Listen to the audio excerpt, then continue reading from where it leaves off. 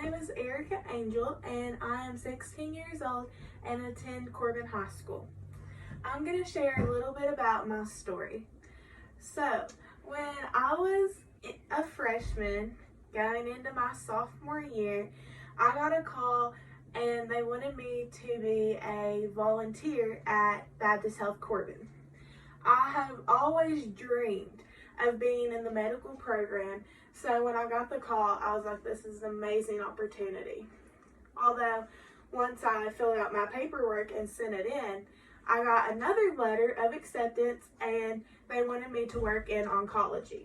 Well, my freshman year, at the beginning of my freshman year, my grandmother was diagnosed with ovarian cancer. Me and her were very close. We did everything together. So that was very hard for me. She later passed in March. I watched the whole thing from her being her normal self to getting diagnosed with cancer to 19 days in the University of Louisville Hospital. All the surgeries, all the doctors doing everything in their power to do everything that they could for her to keep her comfortable until she took her last breath March 22nd. That was very hard for me. High school is a very hard transition as a middle schooler. I was not prepared for high school, and then on top, I lose my best friend. So when I got the call from oncology, they were like, hello, Miss Angel, we heard that you were interested in being a volunteer and you've been designated to be in our department. I remember taking a deep breath and saying, okay. And my parents, the whole time, they were like, oh my goodness, you are not going to do this. You've had such a hard time with cancer and everything. And I was like, if she was here, she would want me to do this. So I go in the first day. The atmosphere was amazing. I loved every moment of it. Cancer it doesn't even have words for how harsh it is. Like, that's an understatement. Although, when I walked in for those people, I knew what they were going through. Not having cancer, but the families. I told myself that I could be there for those families. I knew what it was like to be 15 years old and have your best friend have cancer. It's unknown. It is so unknown. But I felt a connection between all of my patients. I would always be there for them, their families. I knew how to talk to them. And that's what I feel like set me aside from the other volunteers. Yes, we're volunteering. Yes, we're there from 8 a.m. to, you're supposed to only stay 8 a.m. to 12. I stayed there one night from 8 a.m. in the morning till 10 p.m. that night. I got involved in the breast cancer awareness, which is a very supportive group, and I love all of them. But it's October, so we love doing the breast cancer awareness. It's awesome. I got involved in that. I helped all them. I've never had so much pink on in my life, but I wouldn't trade it for anything. And so I've always just been like called since I've been a part of the volunteer to be in the cancer center. And that's what I want to do with my life.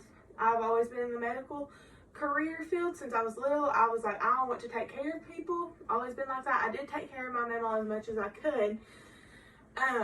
But being 15 years old, you can't really do much. But I did more than some.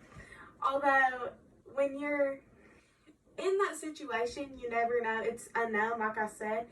You never know what's going to hit you. You never know how the patient's going to react. And so when they're getting chemo, my grandmother never did chemo, but she was stage 3 before we ever caught it.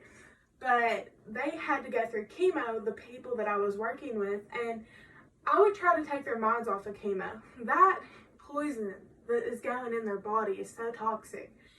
But all of their spirits were great, and when they have people that talk to them and love them, it makes it a world of difference. And so I'm a strong believer in when you see somebody out, and I mean, you know they have cancer, you may not know they have cancer, but you don't know what they're going through. My mama, we we didn't know she had cancer. And I'm not saying you change your outlook on somebody knowing they're sick, but you technically do. Although, my point is, you have to care for others. You need to care for others. You don't know what they're going through. They don't know what you're going through.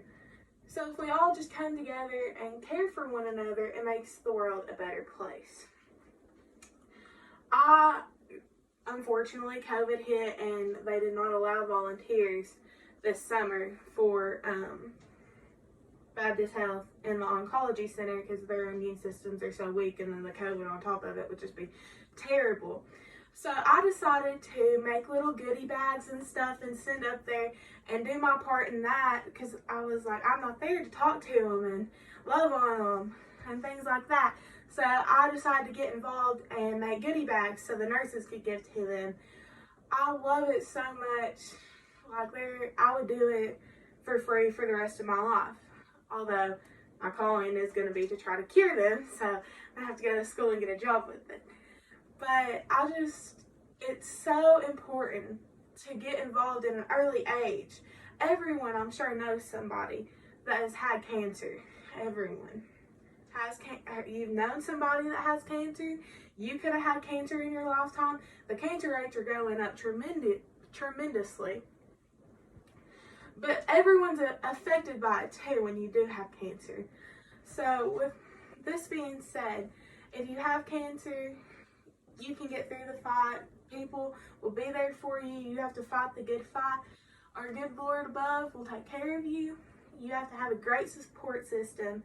So I believe that once you have a great support system, you can keep on going and just thrive right through it.